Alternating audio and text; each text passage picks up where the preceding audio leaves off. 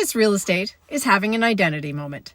Some businesses think office space is obsolete. Others can't find the right space fast enough. Both groups are asking the same questions and usually too late. Today, I'm answering the top 10 office real estate questions I get every single week in Burlington and Halton. Clear answers, no noise, no wasted time. I'm Susan, that commercial realtor. I work with office tenants, owners, and buyers across Burlington and Halton. Built for business, backed by data, and negotiating with bite. Let's be real. Office decisions are getting more expensive. Mostly because people keep asking the right questions too late. So, let's not do that. Question number 1. Is now a good time to lease office space in Burlington or Halton?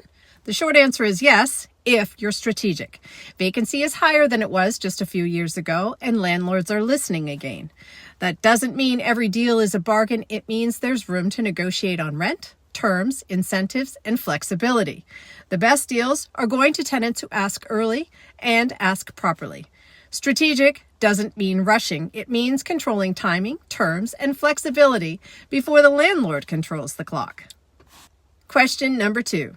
Are office rents going down or stabilizing? Rents are stabilizing, not collapsing. Asking rents still look ambitious in some buildings. Effective rents are softer once incentives are factored in. That spread, that's where deals get done. If you only look at the headline rent, you miss the real math. The opportunity is not lower asking rents, it's better, effective deals negotiated properly. Question number 3. Should we renew our lease or relocate? This is the most expensive question people answer way too late. If your lease expires in the next 18 to 24 months, you should already be running both scenarios.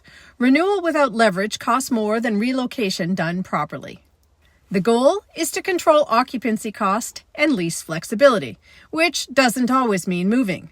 The right answer is the one that gives you leverage. You only get that by running both options early.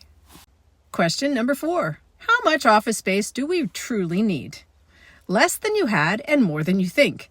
Most businesses overshoot by guessing. The smart ones plan around headcount patterns, hybrid schedules, and growth timing. They get feasibility studies done. Square footage should match how you work now, not based on metrics from 2019.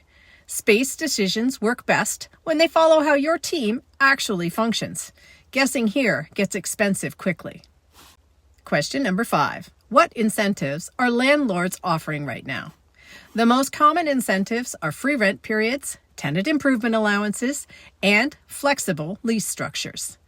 The mistake tenants make is asking for everything instead of prioritizing and leveraging the right thing for their business.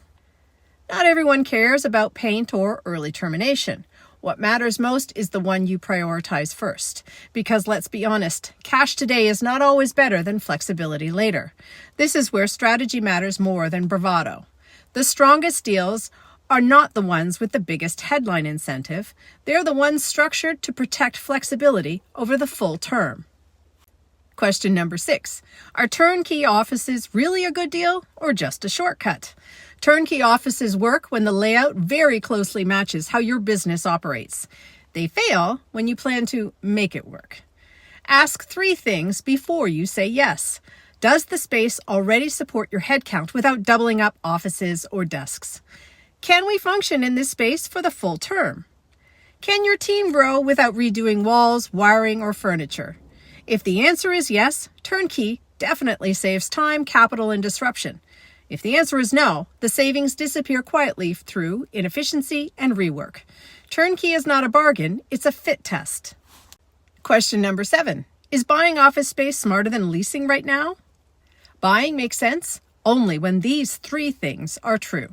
First, you expect to stay in that location for 7 to 10 years. Second, the building already works for how you operate today. Third, you're comfortable tying up capital even if your business needs change. If any of those are missing, leasing usually wins.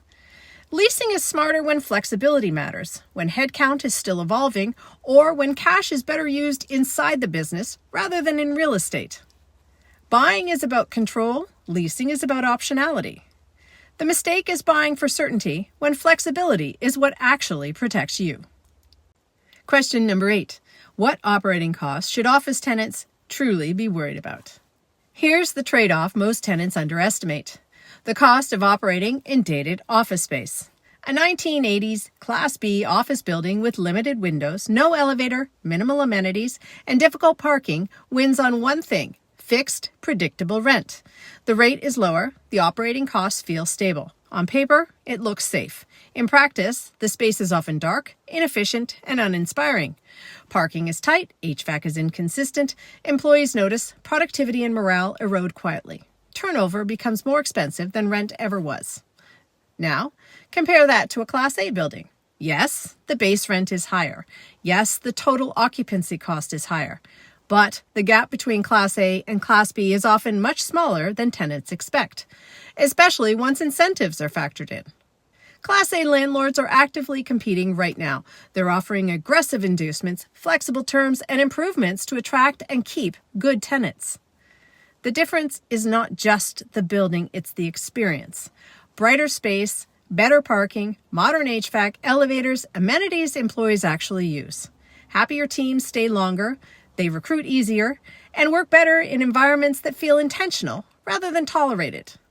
Class B space often wins on price. Class A space often wins on performance.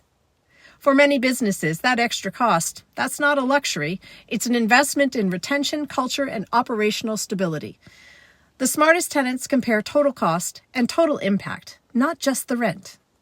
Question number 9. Are smaller office spaces harder or easier to find right now?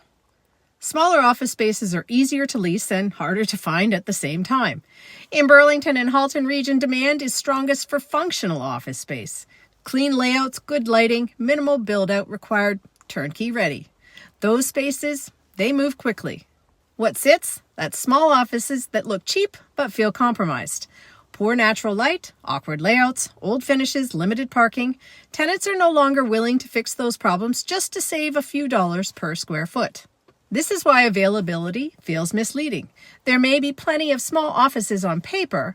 There are far fewer that actually work. Well-designed suites lease because they support hybrid schedules, smaller teams, and flexible growth. Obsolete layouts sit because tenants now price disruption, downtime, and employee frustration into their decisions. Smaller offices are not winning because they're small. They're winning because they're efficient. Spaces that need fixing are no longer forgiven for being cheap. Tenants would rather pay slightly more for something that works on day one than spend time and money correcting someone else's building. And finally, question 10. What is the biggest office mistake businesses are making in 2026? Waiting. Waiting to ask questions, waiting to test options, waiting until the landlord controls the timeline. By the time most businesses engage, the decision has already narrowed. Incentives shrink, options disappear. Leverage shifts quietly. Office decisions don't punish bad intentions, they punish late ones. Preparation creates choice. Urgency removes it. The earlier you start, the more control you keep over rents, terms, flexibility, and outcomes. Office real estate in Burlington and Halton is no longer just about square footage. It's about flexibility, timing, and leverage. Tenants who plan early, they get options. Owners who adapt, they protect value. Everyone else reacts. If you're facing an office renewal, relocation, or purchase in Burlington or Halton, timing and leverage matter more than people realize. Subscribe, like, and follow if you want fewer surprises and better outcomes. The algorithm enjoys it. Your balance sheets benefit from it. I'm Susan, that commercial realtor, built for business, backed by data, negotiating with bite. Now that you know, what are you going to do about it?